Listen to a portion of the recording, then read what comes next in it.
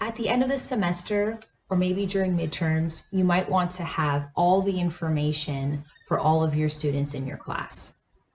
To access the full session portfolio exports, you can click this button here, and it's a shorter name. It's just called Reports from the secondary menu.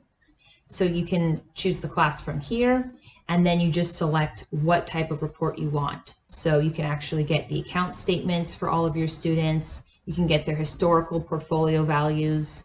You can look at just their trade notes. So if you've enabled trade notes, you'll definitely have that for all of their trades. However, if it wasn't mandatory, potentially your students weren't doing that for every single one.